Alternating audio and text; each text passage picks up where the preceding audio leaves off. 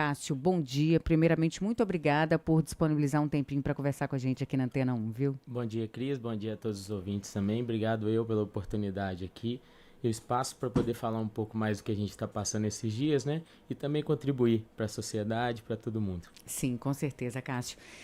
Em momentos de desastre, né, como isso que a gente viveu na Zona da Mata, qual que é o papel de organizações como a Rumos BR em apoio, né, a essas comunidades afetadas? Bom, a UMOS é uma ONG, né, de ajuda Uhum. humanitária internacional.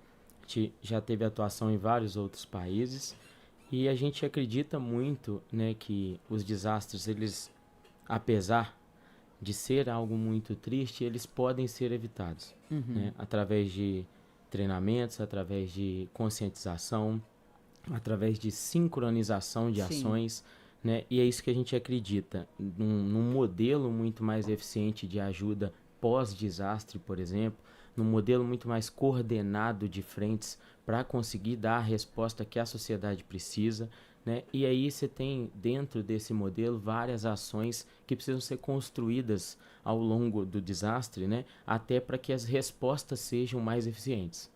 Agora, muitas pessoas, Cássio, querem ajuda imediatamente, né? Mas vocês costumam alertar também que nem toda ajuda ajuda de fato. Quais são os principais erros assim que acabam acontecendo nesse tipo de mobilização espontânea, já com a sua experiência? Assim, é nítido de que vale ressaltar que a solidariedade do brasileiro, do povo em geral, ela é algo a se valorizar muito, né? Muito, né? É impressionante a capacidade que a gente tem de ajudar ao próximo. Sim. Porém, como você mesmo disse, assim, é fundamental que tenha uma coordenação para isso. Porque o que a gente vê são muitas frentes hoje que estão muito mobilizadas, mas que trazem ajuda que nem sempre é tão efetivo quanto necessária, sabe? E aí isso se torna um problema. Muito do que a gente está vendo hoje, a própria internet divulga muito, assim, é muita gente trazendo comida, mas também tem muito desperdício. É muita gente trazendo Sim. roupa, mas 80% é um dado da ONU, por exemplo, que 80% dessa roupa vai virar lixo. Olha Porque só. no desastre você conhece todos os tipos de pessoas, desde as mais intencionadas às boas intenções também. Então tem pessoas que vão usar da lógica do desastre mesmo, né? Para poder descartar coisas. Olha só. E isso é real. A gente que está nessa linha de frente todo dia, que vê isso acontecer, você recebe doações, por exemplo, que tem roupa suja, que tem um tênis que só tem um pé, Olha, aí não é né? doação, Um né? pé só Quando de a gente chinelo. fala de doação de roupa, é roupas em boas condições de uso, né? Eu costumo falar muito que a gente criou muito um bordão mesmo, né? Que doação é aquilo que não serve para mim, serve para o outro. E eu não concordo com isso. Porque se não serve para mim, não serve para ninguém. Sim, Né? Se eu não deito mais nesse colchão, então ninguém vai deitar. Se eu não uso mais essa roupa, ninguém também vai usar, né? verdade. E aí, por isso que a gente acredita muito que para doar precisa se haver essa coordenação mesmo, é entender qual que é a real necessidade e doar da maneira correta, né? A Cris passou por um momento difícil, entende o que a Cris precisa, entende qual a necessidade da Cris, né? A gente também fala muito que as ajudas mais comuns, que são da cesta básica, da água, da roupa, dos itens de higiene, por exemplo, elas chegam em grandes quantidades que elas se tornam um problema. E na maioria das vezes não é essa a ajuda que a pessoa precisa. Você chega numa casa, tem 10 cesta básica, mas não tem um fogão. Olha, o que que adianta, né? E aí essa comida não está sendo efetiva para ela, né? Ela não consegue fazer nada lá. Sim. Então isso é muito difícil, sabe? Você coordenar todas essas coisas, né? E aí, principalmente porque naquele momento de euforia ali, tá todo mundo muito empenhado em querer fazer algo. Sim, Então a ajudar gente mesmo, né? fala muito sobre juntar forças, acalmar um pouco os ânimos, ser um pouco mais racional nesse momento, identificar as frentes, entender, porque você tem fases do desastre em que elas precisam de atuações diferentes. Sim. Né? Você tem uma fase ali da tragédia que é a vítima de um soterramento em que é o maior especialista disso é o bombeiro militar, por exemplo. E ele precisa estar lá. E aí, nesse momento, a população ela é eufórica, ela quer ajudar, ela quer chegar, ela quer fazer alguma coisa, ela quer uma resposta e, na maioria das vezes, ela acaba não contribuindo com o trabalho do bombeiro ali, com o trabalho do técnico, Ou do engenheiro, dificultando, e né, o etc. desenvolvimento do trabalho deles. As pessoas que também é muito comum, a gente fala muito sobre isso, que é o turismo do desastre. Então as pessoas querem ir para lá para fotografar, para poder ver o que está acontecendo, para reportar isso para os outros. E aí você obstrui via, então a viatura não passa, se precisa de um socorro imediato, a ambulância não chega, sabe? Então tem várias coisas que a gente hoje consegue olhar de fora e entender para ser efetivo mesmo, para trazer Sim. aquilo que de fato tem preciso. Inclusive, você falou das forças de segurança. A gente sabe que a UMS atua de forma coordenada com essas forças de segurança e as autoridades locais, né? Como é que funciona, Cássio, essa integração entre os voluntários especializados, poder público e as equipes de resgate? Bom, a UMUS, por base, ela foi fundada pelo Léo Fará. O Léo é capitão da reserva do Corpo de Bombeiro, 22 anos especialista em desastre. Ele quem fundou o BEMAD, que é um batalhão de resposta a desastre do Corpo de Bombeiro de Minas, né? Então ele entende muito do assunto, E as é um fases, né? especialista, sabe muito bem o que precisa fazer. E hoje, pela própria abertura, por ser ex-militar, a maior parte do corpo de voluntários hoje são ex-militares da reserva. Então eles entendem a lógica mesmo, sabem Sim. como funciona.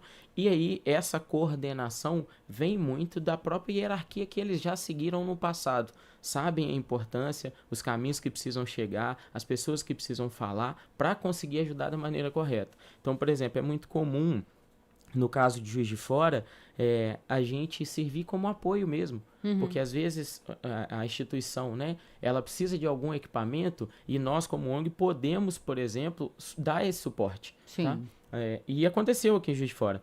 O bombeiro estava trabalhando numa frente, por exemplo, e precisava de iluminação. A gente corre atrás, arrecada esse dinheiro, faz a doação do jeito certo e doa esse equipamento para a corporação e aí sim traz efetividade. Muito mais do que deslocar uma equipe, montar isso tudo e falar, vamos para a frente de trabalho também e vamos procurar. Não é isso que precisa nesse momento. Agora, diante dessas operações também, Cássio, vocês têm prestado apoio aos militares e aos profissionais que estão na linha de frente também, não somente a população atingida. Muitos deles, inclusive, afetados pelas chuvas também. Como é que funciona esse trabalho? Bom, para a gente que está ali, mais uma vez, né, é nítido quais são também as nossas necessidades. Sim. Né? Uma das preocupações que a gente precisa ter é que a exposição ao desastre, ela não é nada benéfico ao ser humano. Tá? Então, o próprio processo, seja de quem está trabalhando efetivamente, ou seja quem está ajudando, ele também precisa ser coordenado. Sim. Existem dados que mostram, por exemplo, que no voluntariado você não pode ultrapassar de 7 a 10 dias, porque o nível de exposição ao cenário, ele é muito destruidor. Do ponto de vista ali de solidariedade, assim, a energia vital da gente, ela vai ao longo do tempo se diminuindo, se deteriorando ali, e isso pode causar um problema. Então, como que a gente tenta hoje buscar, né, ser efetivo também nesse sentido? É buscar parcerias, por exemplo, de que vamos receber meiões, por exemplo, tá? E vamos doar esses meiões ao batalhão. Porque imagina que esse militar que está ali, ele tem 7 dias que ele está com o pé molhado. Sim. Entende? Ele está ali debaixo de chuva, na frente do resgate, ele tá com o pé molhado, a bota, o coturno dele não tá mais legal, a roupa não tá mais legal e tudo que ele precisa é de uma meia seca. Faz E isso toda a vai dar diferença. para ele ali uma vitalidade maior, uma resposta maior, um conforto maior, porque daqui a pouco ele precisa voltar para outra frente e continuar trabalhando. Agora, para quem deseja realmente atuar como voluntário em situações como essa, o que é necessário em termos de preparo, de treinamento e de estrutura também, né?